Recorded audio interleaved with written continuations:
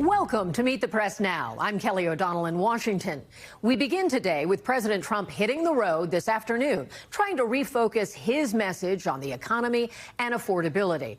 That as voters sour on his economic agenda and as lawmakers criticize his administration's criminal investigation into Federal Reserve Chair Jerome Powell. Now, ahead of the president's remarks this afternoon, the White House issuing a statement declaring that President Trump has, quote, defeated the inflation crisis, heralding new economic data showing consumer prices rose 2.7% last month. Now, that's significantly lower than the 9% inflation that rocked consumers post-COVID. It's also roughly in line with the inflation rate that President Trump inherited when he took office. Stubbornly, it's still higher than policymakers want.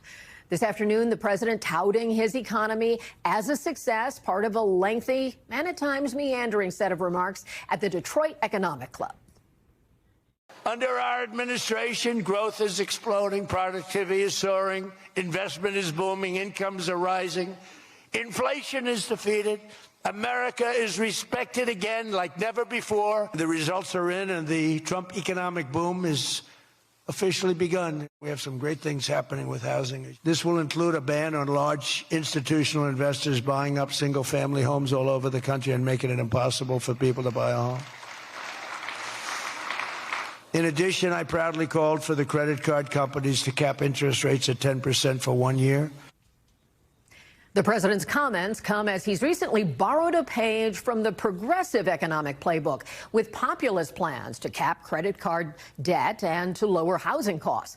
In fact, the president spoke with Massachusetts progressive Senator Democrat Elizabeth Warren yesterday about some of those plans. Now, the bitter rivals finding common ground on these issues, with Warren saying she urged him to take action and the White House calling the conversation productive.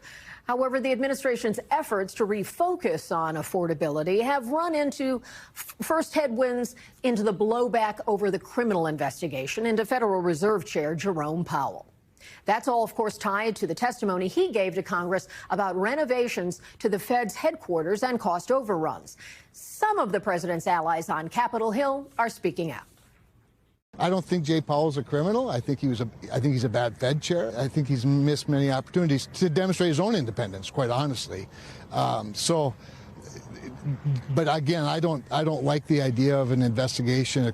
If you wanted to design a system to cause interest rates to go up and not down,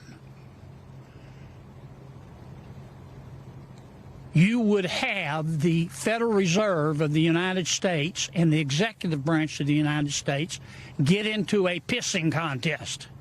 We don't need it.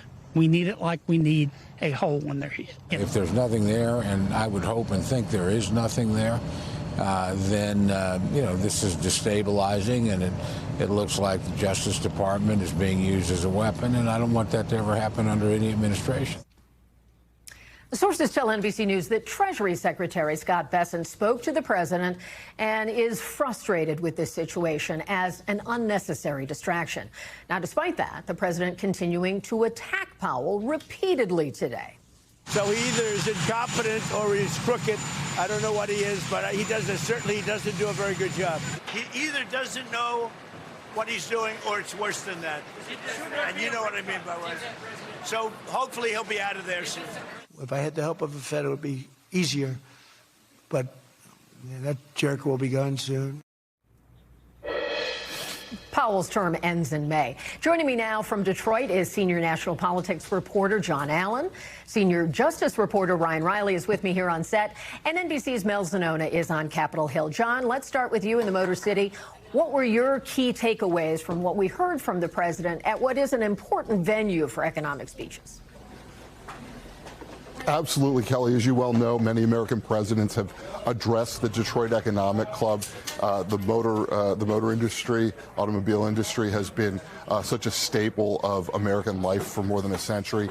What struck me was the president wasn't really ready to lay out more details on this agenda. He's still feeling his way around affordability. There's a contrast between his boasts that the economy is great, that inflation has been defeated, and him also rolling out some of these new policies, particularly the ones that lean progressive, like you were talking about, the price controls for credit card interest rates and trying to bring down the cost of mortgages through a couple of housing things.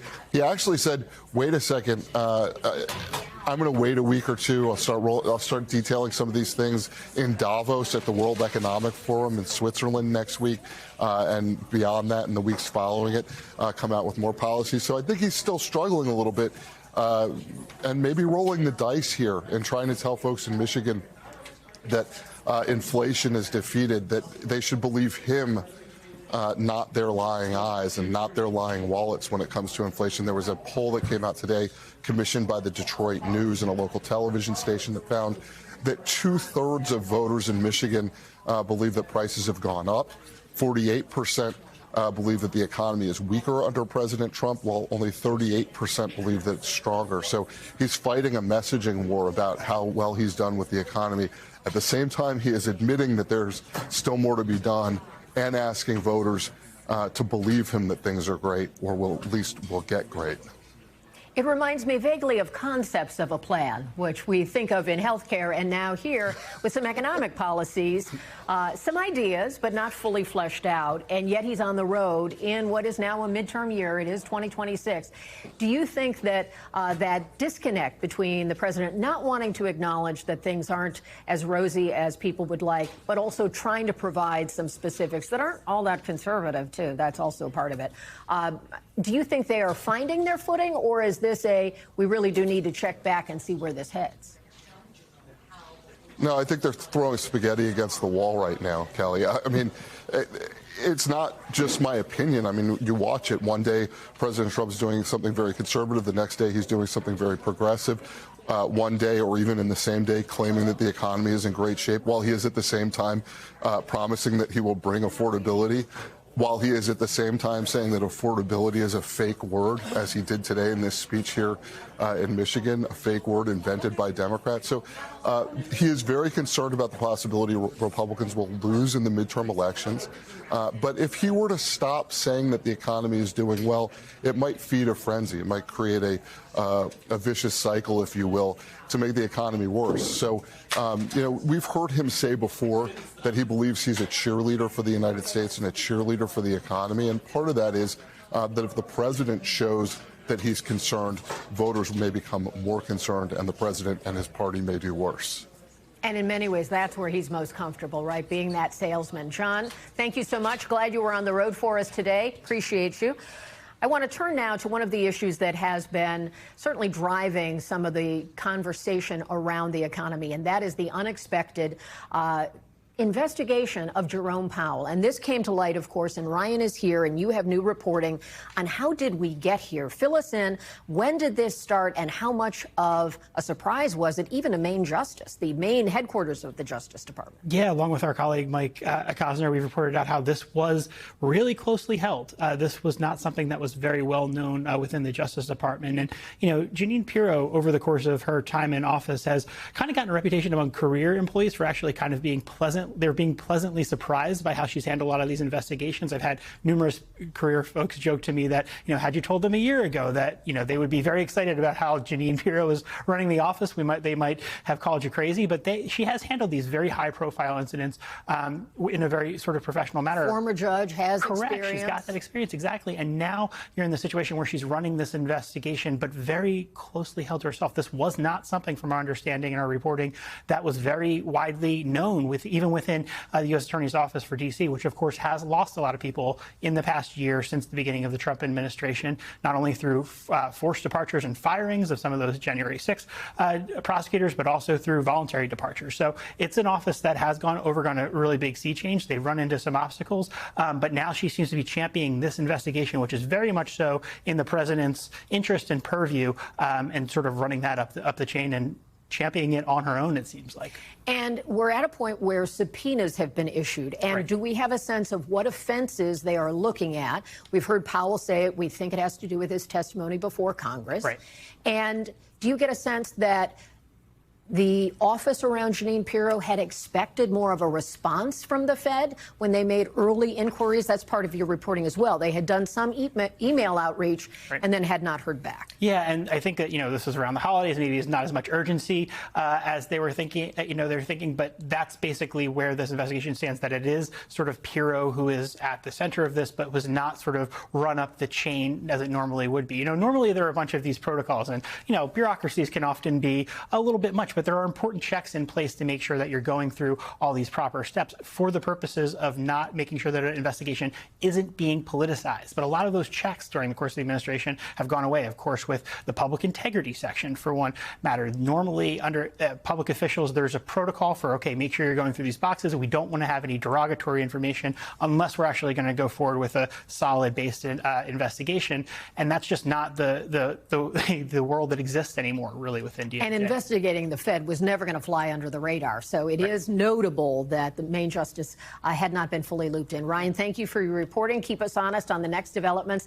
I want to turn to Mel now, and there has been some significant Republican pushback. And we're often trying to measure the resistance from Republicans on something the administration has done. What kind of communication have you seen and heard from lawmakers about this issue, and how is it different? Yeah, well, what's so notable about the criticism that we have heard from Republicans is that it's coming from people who aren't normally Trump critics. That includes House Appropriations Chair Tom Cole. He's normally a very reliable ally of leadership in the Trump administration. He said he's worried that the DOJ is being weaponized, all the way to Senator Kevin Cramer. You played him at the top of the show. He sits on that key Senate banking committee. He even said himself, not a fan of Jerome Powell, has been critical of his decision on interest rates, but at the same time said he believes he's not a criminal. Now, there have been several Republicans who have spoken to Powell directly. That includes Lisa Murkowski. And after speaking to Powell, she said she believes this investigation is nothing more than an attempt at coercion. And behind the scenes, I'm hearing some grumbling from Republicans who are blaming the White House for letting this become what is now, in their view, an unnecessary distraction, especially as they try to talk about affordability issues, try to address these concerns about cost of living. They say all of that taking away from the moment at hand here. And what are you hearing about some of the specific ideas that the president has been talking about? We were saying with John, these aren't fully fleshed out ideas, but he's raised some things that are not typically in the wheelhouse of Republicans, like price caps on private industry in the credit card business, and trying to do more to make housing more affordable. What's the reaction there for some of these concepts that might not be typical talking points for Republicans? Yeah, some of these proposals already getting quite an icy reception from Republicans on Capitol Hill. One of those proposals being the idea to cap interest rates for credit cards at 10%. That's something that's long been championed by members on the left, of progressives, of Democrats. But Republicans are really resistant towards this idea. And that includes Speaker Mike Johnson, who said at a press conference today that there may be some unintended negative consequences that perhaps President Trump didn't fully think through when he's pitching these ideas. But at the same time, the Speaker also at least praising Trump for kicking around some ideas. Just watch. I wouldn't get too spun up about, ideas that are out of the box, that are proposed or suggested. The thing about this president is he's totally transparent, and he says often what he's thinking out loud. But it's not just Republicans who are skeptical about Trump's new affordability push. Even some progressives like AOC, who normally would be supportive, at least on the substance of some of these proposals, says she thinks Trump is just in a panic and that he should not be taken very seriously. Mel, thank you so much for bringing us up to date on that. We'll be checking back with you many times on these important issues. We thank you for watching. And remember, stay updated on breaking news and top stories on the NBC News app or watch live on our YouTube channel.